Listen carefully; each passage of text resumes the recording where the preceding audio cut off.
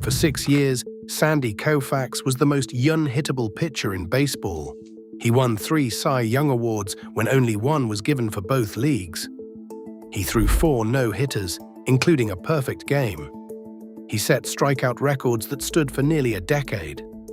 He led the Dodgers to 3 pennants and 2 World Series championships.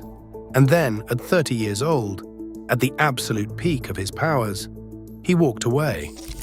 Koufax retired after the 1966 season with a 1.73 earned run average, 27 wins, and his 3rd Cy Young Award in 4 years.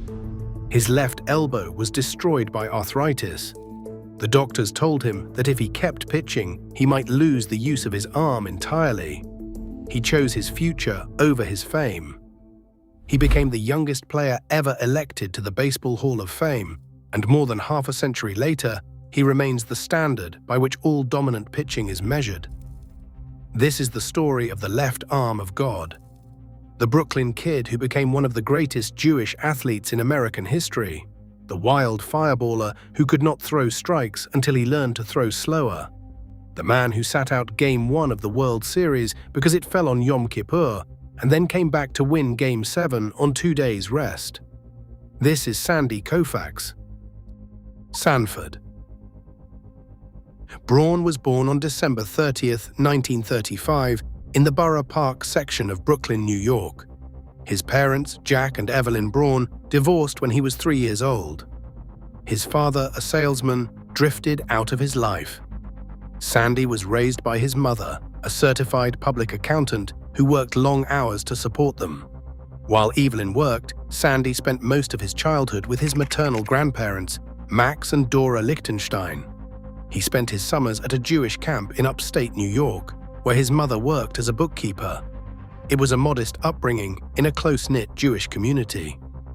When Sandy was 9, his mother remarried. Irving Koufax was an attorney, a kind and supportive man who encouraged the boy in everything he did. Sandy took his stepfather's name and essentially severed ties with his birth father. Irving Koufax became his father in every way that mattered. The family moved briefly to Rockville Center on Long Island, then back to Brooklyn, settling in the Bensonhurst neighborhood.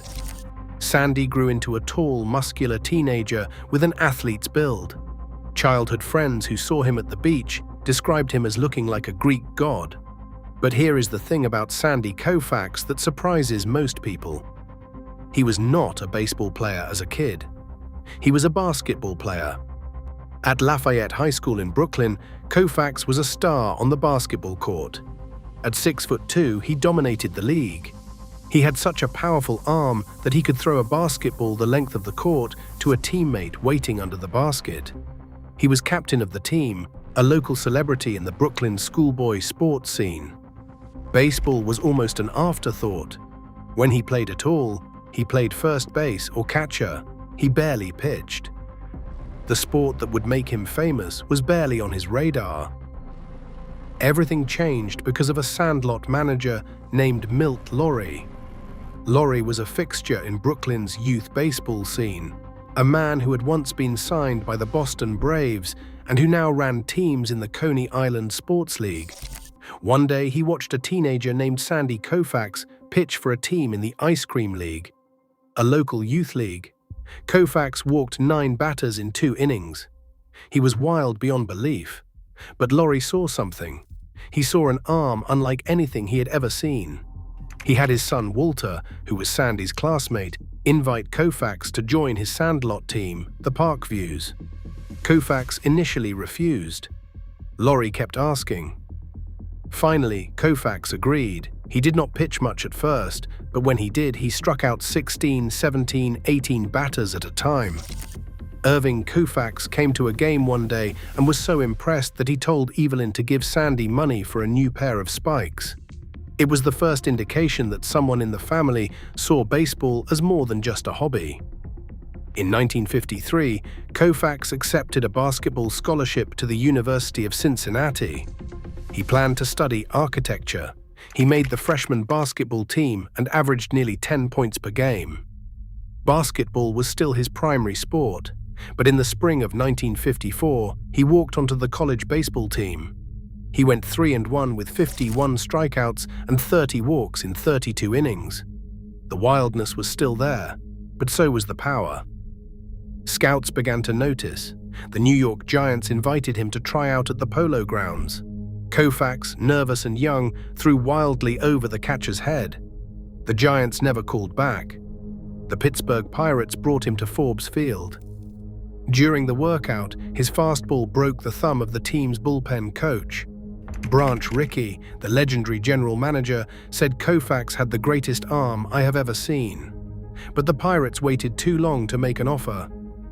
The Brooklyn Dodgers sent scout Al Campanis to watch Koufax throw at Ebbets Field. Manager Walter Alston and scouting director Fresco Thompson were there. Campanis stepped into the batter's box while Koufax started throwing. Years later, Campanis described what he saw. He said, "There are 2 times in my life the hair on my arms has stood up. The first time I saw the ceiling of the Sistine Chapel, and the second time I saw Sandy Koufax throw a fastball." Irving Koufax negotiated the contract. They agreed on a $14,000 signing bonus and a $6,000 salary, $20,000 total. On December 14, 1954, 2 weeks before his 19th birthday, Sandy Koufax signed with his hometown, Brooklyn Dodgers. There was just one problem. Under the rules of the time, any player who received a bonus over $4,000 had to remain on the major league roster for 2 years. He could not be sent to the minor leagues for development.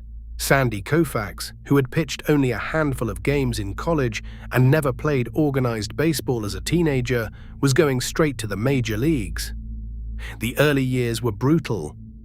Koufax made his debut on June 24, 1955, pitching 2 scoreless innings against the Milwaukee Braves. 2 months later, on August 27th, he threw a 2-hit shutout against the Cincinnati Redlegs, striking out 14 batters in his first complete game.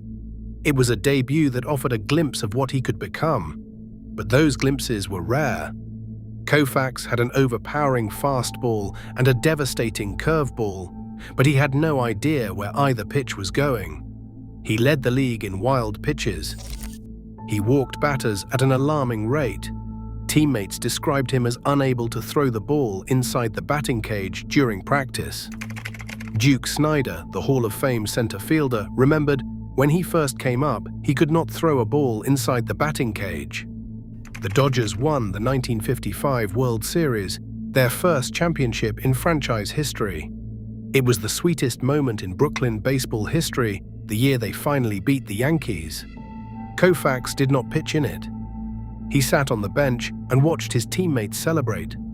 The following winter, the Dodgers sent Koufax to Puerto Rico to pitch winter ball for the Caguas Criollos. The manager was Ben Garagti, a renowned developer of young talent.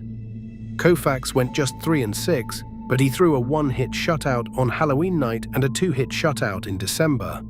Roberto Clemente got the only hits off him in that second game. There were signs of what he could become if he could only find consistency. For 6 years, from 1955 through 1960, Koufax was a curiosity more than a star. He went 36-40 overall, averaging about 6 wins per season. He showed flashes of brilliance but could not sustain them. The wildness that had been charming in a teenager became frustrating in a professional. Teammates like Jackie Robinson and Roy Campanella thought manager Walter Alston should give the young left-hander more chances to pitch. But Alston was cautious. Koufax enrolled in night classes at Columbia University to study architecture. He was not sure baseball was going to work out. He needed a backup plan. The transformation happened in 1961, and it changed everything. The exact moment is the subject of some debate. Some credit catcher Norm Sherry, who suggested during a spring training game that Koufax take something off his fastball and concentrate on throwing strikes. Others credit various pitching coaches or simply the natural maturation of a young pitcher finally growing into his body and his talent. Whatever the cause, something clicked. Koufax finally figured it out. He stopped trying to throw every pitch as hard as he could. He started trusting his stuff. He learned that hitters could not touch his fastball even when he was not overthrowing it, and that his curveball was unhittable when he could locate it. The same pitches that had been wild became precise. The same arm that had been erratic became a weapon. In 1961, Koufax went 18-13 with a 2.54 earned run average. He led the major leagues with 269 strikeouts. He made his first All-Star team. On September 20th, in the final game ever played at the Los Angeles Memorial Coliseum, Koufax threw a complete game, striking out 15 Cubs in a 13-inning victory. He threw 205 pitches that night. He was 25 years old, and his career was finally beginning. What followed was the greatest 5-year run by any pitcher in baseball history. From 1962 through 1966, Sandy Koufax went 111-34. He led the National League in earned run average all 5 seasons. He led in shutouts all 5 seasons. He won the pitching Triple Crown 3 times, leading the league in wins, strikeouts, and earned run average in 1963, 1965, and 1966. Only 2 other pitchers in history have accomplished that feat 3 times, Walter Johnson and Grover Cleveland Alexander. He won 3 Cy Young Awards in 4 years, at a time when only 1 award was given for both leagues combined. All 3 were unanimous selections. He was the first pitcher ever to win 3 Cy Young Awards, and the first to win even 1 unanimously. He threw 4 no-hitters, more than any pitcher in history at that time. The first came on June 30th, 1962, against the expansion New York Mets. The second came on May 11th, 1963, against the San Francisco Giants and their ace Juan Marichal. The third came on June 4th, 1964, against the Philadelphia Phillies. The fourth, on September 9th, 1965, against the Chicago Cubs, was a perfect game. The perfect game was a masterpiece unlike anything baseball had seen. Koufax faced 27 batters and retired all 27. He struck out 14, including the final 6 in a row. The Cubs lineup included 3 future Hall of Famers, Ernie Banks, Billy Williams, and Ron Santo. All of them struck out at least once. Banks struck out 3 times. What made it even more remarkable was the opposing pitcher. Bob Hendley, a journeyman left-hander, picked that night to throw the game of his life. He allowed just 1 hit and 1 walk. The Dodgers scored their only run without getting a hit. Lou Johnson walked, was sacrificed to second, stole third, and scored on a wild throw by the catcher. Hendley lost 1-0 while allowing just 1 hit. The 2 pitchers combined for the fewest hits in a 9-inning game in Major League history. 1. The fewest base runners, 2. It was nearly a double no-hitter. Ernie Banks struck out 3 times on 9 pitches. He remembered it this way: 1, 2, 3, gone. 1, 2, 3, gone. 1, 2, 3, gone. He was like a machine on the mound. It was the first time in my career that I have seen an athlete just have it all. I mean, just put it all together. Billy Williams, who hit 290 career home runs and was one of the most dangerous hitters of his era, summed it up simply: we knew what was coming. And we still couldn't hit it. Vin Scully, the legendary Dodgers broadcaster, called the final out with words that have become part of baseball lore. He said, "It is 9:46 p.m. in the City of Angels, Los Angeles, California. 2-2 to Harvey Cuen, 1 strike away, Sandy into his windup. Here is the pitch. Swung on and missed. A perfect game." The game lasted 1 hour and 43 minutes. It remains the only perfect game in Dodgers history. Koufax became the first pitcher to throw 4 no-hitters, a record that stood until Nolan Ryan broke it in 1981. But of all his dominant seasons, 1963 may have been the most complete. In 1963, Koufax put together one of the greatest seasons any pitcher has ever had. He went 25-5 with a 1.88 earned run average and 306 strikeouts. He threw 11 shutouts, setting a new record for left-handed pitchers, breaking Carl Hubbell's mark of 10 from 1933. He won both the Cy Young Award and the National League Most Valuable Player award. The Cy Young vote was unanimous, the first time that had ever happened. In the World Series against the mighty New York Yankees, a team that had appeared in 14 of the previous 16 fall classics, Koufax was even better. In Game 1, he struck out 15 batters, setting a new World Series record for strikeouts in a single game.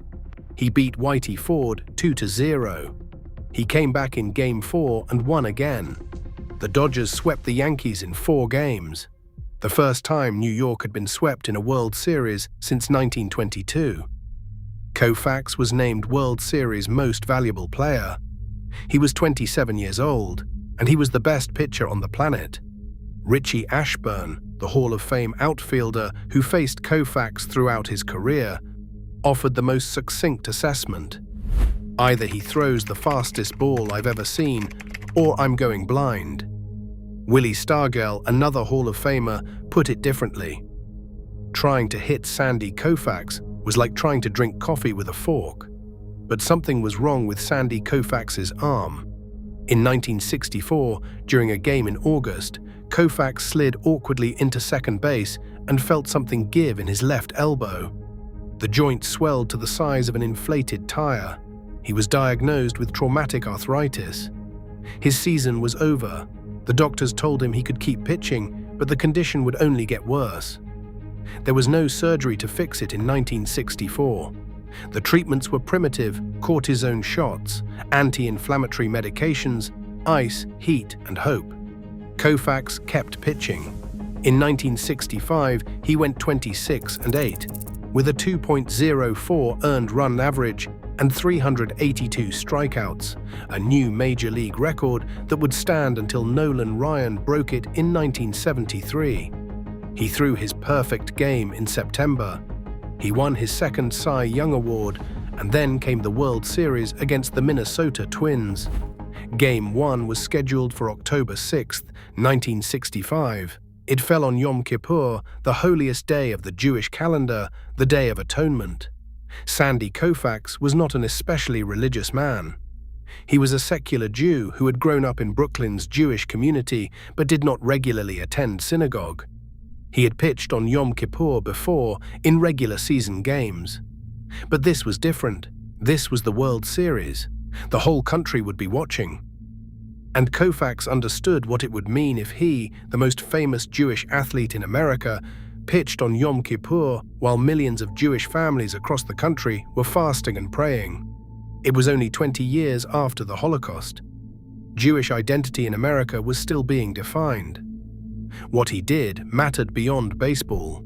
He told the Dodgers he would not pitch Game 1. Dodgers owner Walter O'Malley, a Catholic, supported the decision completely. "I won't let Sandy pitch on Yom Kippur under any circumstances," he told the press. "I can't let the boy do that to himself." Don Drysdale, Koufax's fellow ace and future Hall of Famer, started Game 1 instead. It did not go well.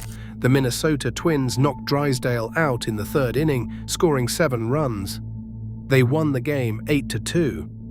When manager Walter Alston came to the mound to remove Drysdale, the pitcher reportedly quipped, "I bet right now you wish I was Jewish too." Koufax pitched Game 2 and lost 2-1 despite pitching well. The Dodgers fell behind 2-0. Flying back to Los Angeles for Game 3, it looked like the decision to honor his faith might cost them the championship. On the plane, Drysdale looked at Koufax and said, "Well, we sure got ourselves in a hell of a mess, didn't we?" And then they both laughed as if it were all a joke. The Dodgers won Games 3 and 4 in Los Angeles. Koufax came back to win Game 5, throwing a 4-hit shutout and striking out 10. The series was tied 3-2, heading back to Minnesota. The Twins won Game 6, setting up a decisive Game 7.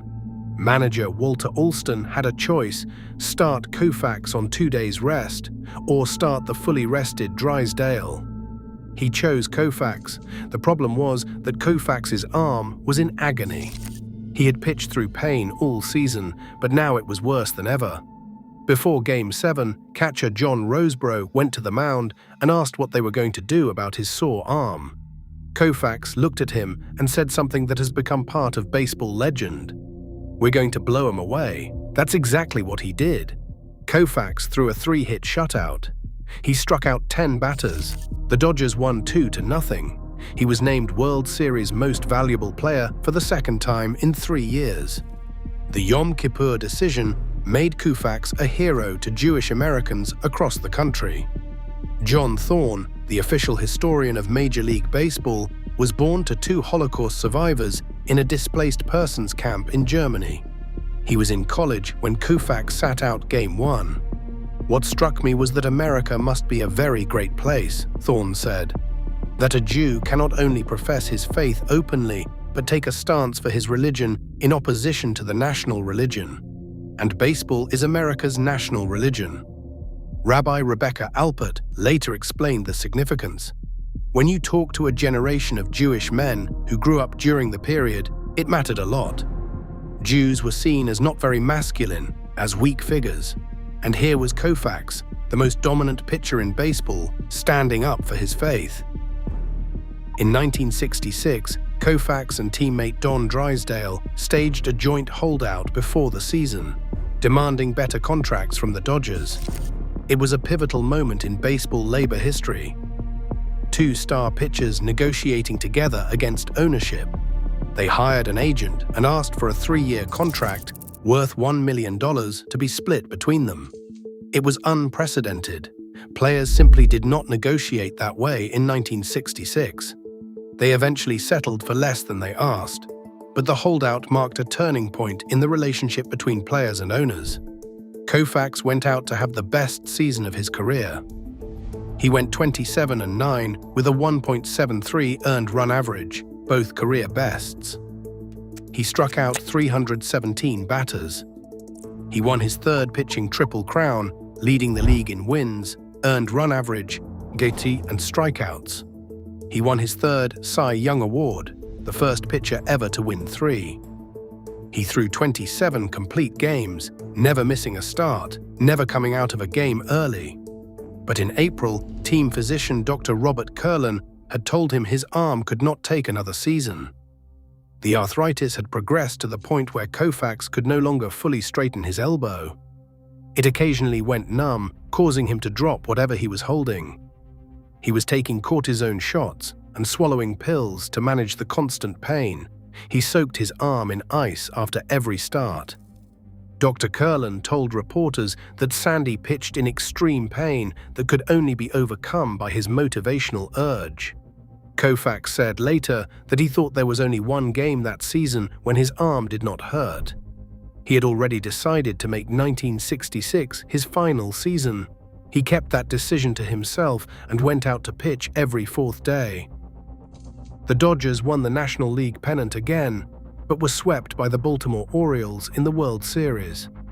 They were held to just 2 runs in 4 games.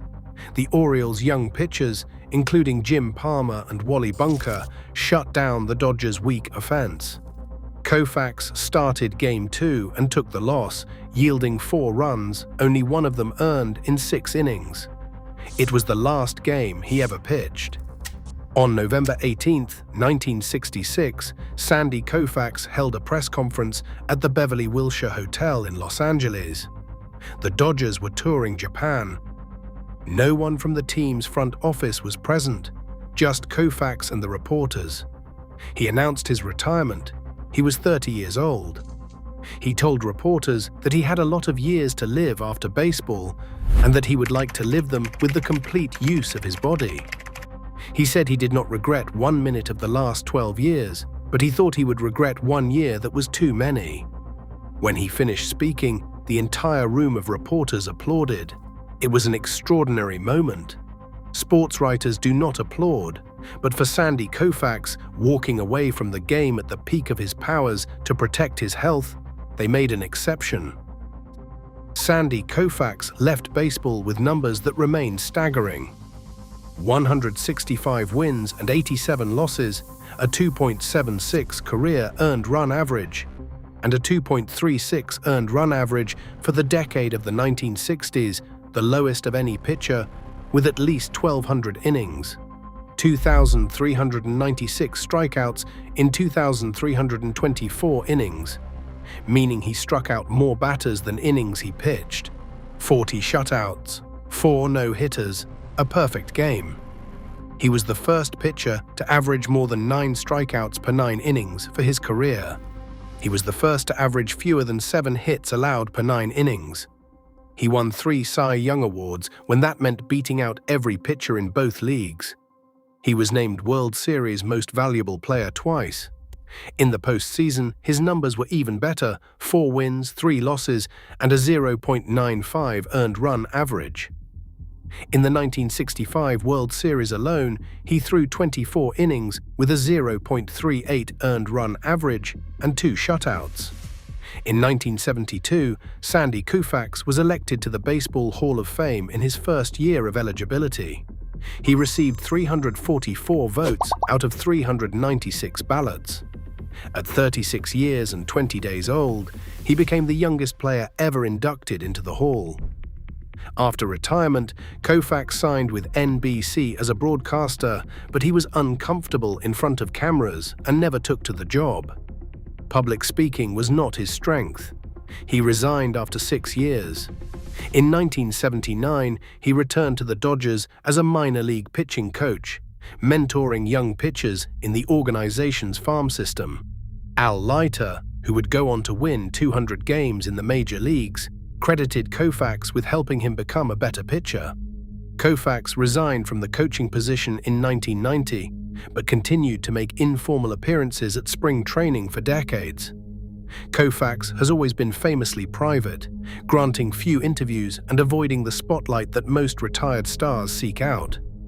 His mother once said that when she heard Sandy was writing his autobiography, she asked for one of the first copies so she could finally learn about her son. "You never told me anything," she said. He was married twice. His first marriage, to actress Anne Widmark, lasted from 1969 to 1982. He married Kimberly Francis in 2013. In 2002, he briefly cut ties with the Dodgers after the New York Post, which was owned by the same company that then owned the team, published a false and defamatory story about him.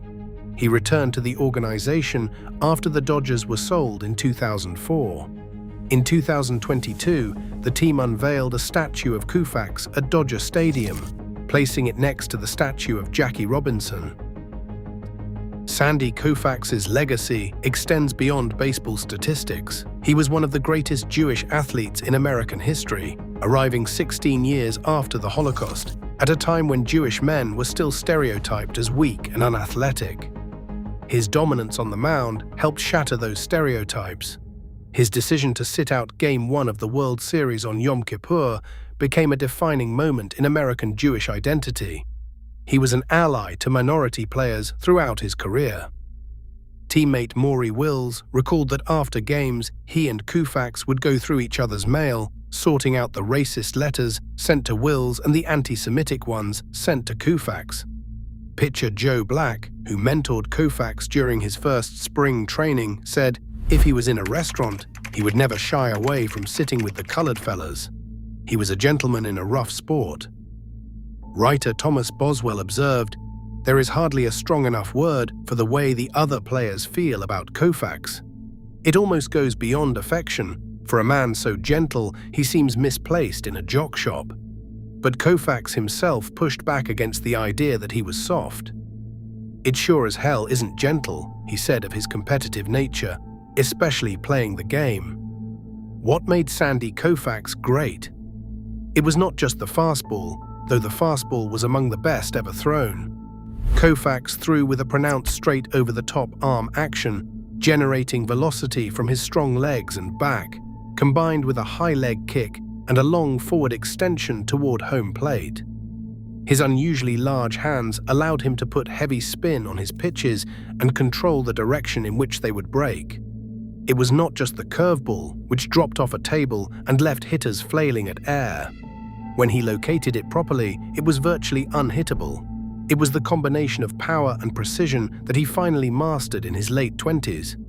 After 6 years of frustration and wildness, once he learned to trust his stuff, to take a little off his fastball and focus on location, he became unhittable. It was the mental toughness to pitch through constant pain during his final 2 seasons, to never miss a start despite an elbow that was literally falling apart. He pitched 323 innings in 1966 while his arm was dying. He threw 27 complete games. He never complained, never made excuses, never asked for a day off. It was the courage to walk away at 30 years old, when he could have squeezed out a few more seasons and padded his statistics. He could have won 200 games. He could have struck out 3,000 batters. Instead, he chose his health over his legacy. It was the integrity to honor his faith when millions were watching, to sit out the biggest game of his life because it was the right thing to do. He was not an especially religious man, but he understood what his decision meant to Jewish Americans across the country, and he made the choice that honored his heritage. Dr. Frank Jobe, who invented Tommy John surgery in 1974, often expressed regret that he had not developed the procedure in time to save Koufax's career. Modern medicine might have repaired his elbow. Modern training techniques might have kept him healthy. If Sandy Koufax had been born 30 years later, he might have pitched until he was 40. He might have won 400 games. He might have struck out 5,000 batters. Instead, we have what he gave us: 12 seasons, the last 6 of which were as dominant as any pitcher has ever been. 165 wins, 4 no-hitters, 3 Cy Young Awards, 2 World Series championships, a perfect game, a career ERA of 2.76, and a legacy that transcends the sport itself. Harry Hooper, the Hall of Fame outfielder, once said, "You name a better left-hander in the history of baseball, and I'll eat my hat."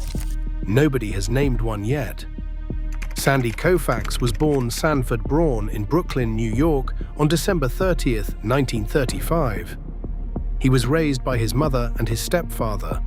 He played basketball before he played baseball.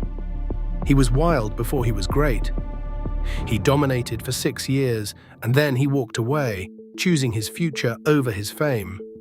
He became the youngest player ever elected to the Baseball Hall of Fame. He became an icon for Jewish Americans.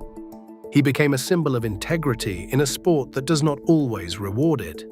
He was the left arm of God, and for 6 brief, brilliant years, nobody could touch him. Like and subscribe for more baseball documentaries. Until next time.